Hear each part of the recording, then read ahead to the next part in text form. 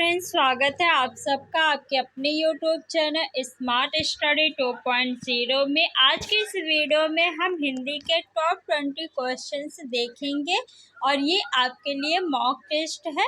तो आप लोग हर क्वेश्चन का आंसर कमेंट बॉक्स में कमेंट करके बताइएगा और वीडियो के लास्ट में बताइएगा कि 20 में से आपके कितने क्वेश्चन सही हुए। तो चलिए फ्रेंड्स, वीडियो को स्टार्ट करते हैं। भाषा की सबसे छोटी इकाई कौन सी है? शब्द, व्यंजन, स्वर या वर्ण? शब्द जो है ये भाषा की सबसे छोटी सार्थक इकाई है। अगर आपसे पूछे कि भाषा की सबसे छोटी सार्थक इकाई क्या है तो शब्द है। व्यंजनों की कुल संख्या कितनी है? 33 व्यंजनों की कुल संख्या है। स्वरों की कुल संख्या कितनी है? 11। स्वर वे होते हैं जो बिना किसी अन्य वर्ण की सहायता से बोले जाते हैं और व्यंजन जो है वह स्वरों की सहायता से बोले जाते हैं। वर्ण जो है ये भाषा की सबसे छोटी इकाई है। कैसी इकाई है? लिखित इकाई है। अगर आपसे पूछे कि भाषा की सबसे छोटी मौखिक इकाई क्या है तो भाषा की सबसे छोटी मौखिक इकाई जो है वो है ध्वनि और लिखित इकाई पूछे तो वर्ण। तो ऑप्शन नंबर 4 आपका सही है। नेक्स्ट क्वेश्चन है कि डैश विराम चिन्ह प्रयुक्त होता है, यानी इस विराम चिन्ह को क्या कहते हैं? लाघव चिन्ह कहते हैं, अल्प विराम, पूर्ण विराम या योजक? तो क्या बोलते हैं इसे हम लोग? तो इसे हम लोग योजक चिन्ह कहते हैं। क्या कहते हैं? योजक चिन्ह कहते हैं। पूर्ण विराम आपका कैसा होता है? तो एक सीधी लाइन आपका पूर्ण विराम कहलाता है। अल्प विराम ये है और लाघव चिन्ह जैसे हम लोग लिखते हैं ना पंडित, तो पन लिख के हम लोग ये जीरो लगा देते हैं, इसी को क्या कहते हैं? लाघव चिन्ह कहते हैं। तो ऑप्शन नंबर 4 आपका जो है बिल्कुल सही है। वर्तनी की दृष्टि से शुद्ध शब्द है। कौन सा शब्द शुद्ध है? 4 ऑप्शन दिया गया है, आप लोग बताइए कौन सा शब्द शुद्ध है। कवयित्री क्या ये शुद्ध है? नहीं। क्या होता है? कवयित्री होता है। इसकी वर्तनी ये शुद्ध है और ये आपका वर्तनी और लिंग दोनों में पूछा जाता है। आपसे इस तरह भी पूछ सकता है कि कवि का स्त्रीलिंग क्या होगा, तो आप लोग ध्यान रखिएगा। अभ्यस्त ये बिल्कुल सही है। आशीर्वाद, आशीर्वाद ये भी काफी एग्जाम में पूछा जाता है। तो आशीर्वाद जो है इसमें रा जो होता है वो आपका वा पे होता है। महात्म ये भी आपका जो है ये शुद्ध होगा। तो ऑप्शन नंबर 2 जितने भी लोग कह रहे हैं उनका उत्तर बिल्कुल सही है। नेक्स्ट क्वेश्चन है कि स्वर संधि कितने प्रकार की होती है? देखिए, संधि का शाब्दिक अर्थ क्या होता है? मेल होता है। किसका मेल? तो वर्णों का मेल। किसका? वर्णों का। अगर स्वर संधि की बात की जा रही है तो स्वरों का मेल होगा। और स्वर संधि कितने प्रकार की होती है? तो 5 प्रकार की होती है। लेकिन सिर्फ आपसे पूछे कि संधि कितने प्रकार की होती है तो संधि 3 प्रकार की होती है और स्वर संधि 5। तो ऑप्शन नंबर 4 आपका जो है वो बिल्कुल सही है। नेक्स्ट है कि समास के पदों को अलग करने को क्या कहते हैं? बताइए, समास के पदों को अलग करने को क्या कहा जाता है? विच्छेद, अलगाव, विग्रह या विभक्ति? संधि का विच्छेद किया जाता है तो संधि विच्छेद होगा। समास का क्या किया जाता है? विग्रह, यानी समास के पदों को अलग करना क्या कहलाता है? विग्रह कहलाता है। ऑप्शन नंबर 3 आपका सही है। अनुरूप में कौन सा समास है? अनुरूप, अनु क्या है? उपसर्ग है ना। तो प्रथम पद उपसर्ग किसमें होता है? तत्पुरुष समास, बहुब्रीहि समास, कर्मधारय समास या अव्ययी भाव समास? मैंने आपको समास ट्रिक के माध्यम से पढ़ाया है। अगर आपने वीडियो नहीं देखा है तो चैनल पे जाके देख लीजिए। अनु क्या है आपका? उपसर्ग। तो प्रथम पद उपसर्ग जो है अव्ययी भाव समास में होता है। तो ऑप्शन नंबर 4 आपका सही है। तत्पुरुष समास में कारक चिन्ह का लोप होता है और बहुब्रीहि समास में अर्थ की प्रधानता होती है। दोनों में दोनों पद क्या होते हैं? अप्रधान होते हैं। अर्थ की प्रधानता होती है बहुब्रीहि समास में, यानी तीसरा पद प्रधान होता है। कर्मधारय समास में विशेषण विशेष का संबंध पाया जाता है, यानी विशेषता बताई जाती है। विशेषण विशेष का संबंध पाया जाता है कर्मधारय समास में। निम्न में कौन सा शब्द तत्सम है? प्रिय, पिया, मोर, चार। बताइए कौन सा शब्द तत्सम है? चार का अगर आपसे पूछे कि तत्सम क्या होगा, चत्वार हो जाएगा। मोर का मयूर होता है। क्या होता है? मयूर होता है। पिया जो है ये तद्भव शब्द है, इसका तत्सम क्या होगा? प्री। तो ऑप्शन नंबर फर्स्ट आपका प्री दिया हुआ है, जो कि तत्सम शब्द है। बाकी तीनों तद्भव शब्द है। कौटिल्य का विलोम शब्द है आर्जव, अवनी, उदय, अल्पज्ञ।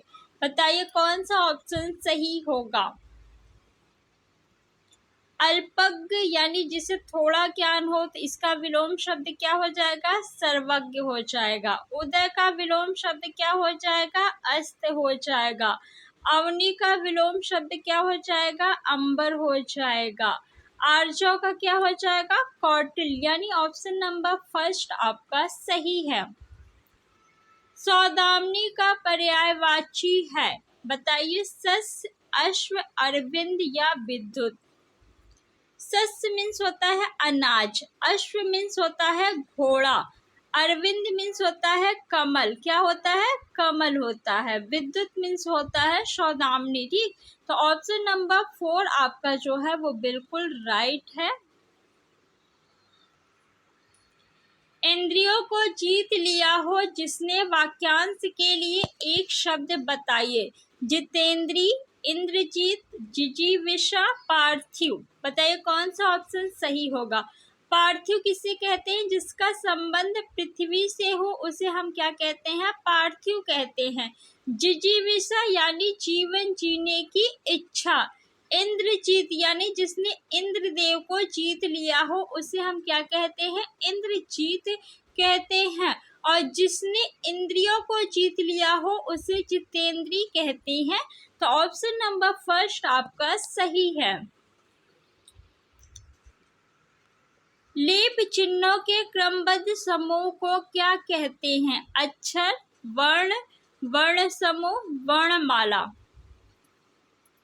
वर्ण जो है ये तो आपकी भाषा की सबसे छोटी लिखित इकाई है। भाषा की सबसे छोटी मौखिक इकाई क्या है? तो ध्वनि है। और भाषा की सबसे छोटी सार्थक इकाई अगर आपसे पूछे तो क्या बताएंगे आप लोग? शब्द। लेप चिन्हों के क्रमबद्ध समूह को क्या कहते हैं? वर्णमाला कहते हैं। ऑप्शन नंबर 4 आपका सही है। हिंदी वर्णमाला में व्यंजनों की संख्या है 11, 25, 33, 52। बताइए कितनी संख्या है व्यंजनों की हिंदी वर्णमाला में? अगर आपसे पूछे कि हिंदी वर्णमाला में टोटल कितने वर्ण हैं या कुल कितने वर्ण हैं, तो 52 वर्ण हैं, जिसमें 33 जो है आपके क्या है? व्यंजन है। 11 क्या है? ये स्वरों की संख्या है। 25 आपके जो है ये स्पर्श व्यंजन है। कैसे? स्पर्श व्यंजन। स्पर्श व्यंजनों की संख्या कितनी है? 25 है। और कुल व्यंजनों की संख्या पूछे तो क्या बताएंगे आप? 33 बताएंगे। तो ऑप्शन नंबर 3 आपका सही है। नेक्स्ट क्वेश्चन, अशुद्ध वर्तनी वाला शब्द है। किस शब्द की वर्तनी अशुद्ध है? श्रृंगार, उज्ज्वल, महर्षि, समुज्ज्वल। बताइए कौन सा ऑप्शन सही होगा? समुज्ज्वल सही है, महर्षि भी सही है, उज्ज्वल भी सही है। श्रृंगार जो है इसकी वर्तनी अशुद्ध है, ये आपकी जो है ये शुद्ध वर्तनी है। विद्यार्थी उदाहरण है, किस संधि का उदाहरण है? विद्य स्वर संधि, गुण संधि का, व्यंजन संधि या दीर्घ स्वर संधि का? विद्यार्थी यानी विद्याधन अर्थी। क्या होगा इसका संधि विच्छेद? विद्याधन अर्थी। और इसमें कौन सी संधि है? तो दीर्घ स्वर संधि है। ऑप्शन नंबर 4 आपका सही है। संधि कितने प्रकार की होती है? 3। स्वर संधि, व्यंजन संधि और विसर्ग संधि। स्वर संधि कितने प्रकार की होती है? 5 प्रकार की। जिसमें कोई पद प्रधान नहीं होता तथा अन्य अर्थ प्रधान होता है वहाँ होता है कर्मधारय समास, अव्ययी भाव समास, तत्पुरुष समास, बहुव्रीहि समास। बताइए, दोनों में से कोई भी पद प्रधान नहीं है, अन्य अर्थ प्रधान है, यानी क्या प्रधान है? अर्थ प्रधान है। तो कौन सा समास हो जाएगा? बहुव्रीहि समास हो जाएगा। कर्मधारय समास में विशेषण विशेष का संबंध पाया जाता है। अव्ययी भाव समास में आपका प्रथम पद प्रधान होता है और प्रथम पद आपका अव्यय होता है या उपसर्ग होता है। तत्पुरुष समास में द्वितीय पद प्रधान होता है और कारक चिन्ह का लोप होता है। सूची 1 को सूची 2 से सुमेलित कीजिए, यानी मिलान करना है। विदेश गमन में कौन सी संधि है? गिरिधर में, देश विदेश में, यथा शीघ्र में। तो देखिए, यथा शीघ्र में यथा जो है ये आपका उपसर्ग है। प्रथम पद उपसर्ग किसमें होता है? अव्ययी भाव समास में होता है। देश विदेश, बीच में क्या आया? योजक चिन्ह आया। और दोनों शब्द एक दूसरे के क्या है? विलोम है। जब एक दूसरे के विलोम होंगे दोनों शब्द तो क्या होगा? आपका द्वंद्व समास हो जाएगा। गिरिधर, गिरधर यानी गिरि को धारण करने वाला, अर्थात भगवान श्री कृष्ण। तो अर्थात यानी अर्थ की प्रधानता, तो बहुव्रीहि समास हो जाएगा। विदेश गमन यानी विदेश को गमन, तो इसमें क्या हो जाएगा? तत्पुरुष समास, क्योंकि कारक चिन्ह का लोप है। निम्नलिखित शब्दों में से एक अंग्रेजी भाषा का नहीं है। कौन अंग्रेजी भाषा का नहीं है? लालटेन, रेल, इंच या कूप। देखिए, लालटेन ये अंग्रेजी भाषा का है, रेल भी है, इंच भी है, लेकिन कूप जो है ये अंग्रेजी भाषा का शब्द नहीं है। तो ऑप्शन नंबर 4 आपका उत्तर हो जाएगा। जारश का विलोम है औरस, जटिल, जंघम, तिमिर। जटिल का विलोम शब्द क्या होगा? सरल हो जाएगा। जंघम का विलोम शब्द क्या होगा? स्थावर हो जाएगा। तिमिर का आलोक, तिमिर मीन्स क्या होता? अंधकार, तो इसका विलोम शब्द क्या होगा? आलोक। औरस का विलोम शब्द क्या होता है? जारस होता है, यानी ऑप्शन नंबर 1 आपका सही है। खल का पर्यायवाची शब्द है विश्वासघाती, निर्लज्ज, नीच, दुर्जन, दुष्ट, धोखेबाज, खली, खरल। बताइए कौन सा ऑप्शन सही होगा? खल का पर्यायवाची क्या होगा? तो खल का पर्यायवाची नीच और दुर्जन होता है। ऑप्शन नंबर 2 आपका सही है। पृथ्वी, ग्रहों, तारों आदि का स्थान वाक्यांश के लिए एक शब्द होगा। जठराग्नि, दावानल, निशाचर, अंतरिक्ष।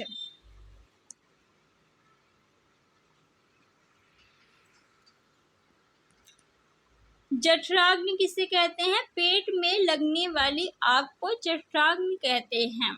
निशाचर यानी जो रात में विचरण करे उसे निशाचर कहते हैं। दावानल किसे कहते हैं? तो वन में लगने वाली आग या जंगल में लगने वाली आग को दावानल कहते हैं।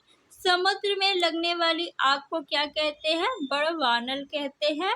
पृथ्वी, ग्रहों, तारों आदि का स्थान जो है अंतरिक्ष कहलाता है। ऑप्शन नंबर 4 आपका सही है। और 20 क्वेश्चंस कंप्लीट हो गए हैं। अब आप लोग बताइए कि 20 में से आपके कितने स्कोर आए, और वीडियो को आप लोग लाइक करके अपने फ्रेंड्स में ज़्यादा से ज़्यादा शेयर करिए और चैनल को सब्सक्राइब कर लीजिए। Thanks for watching.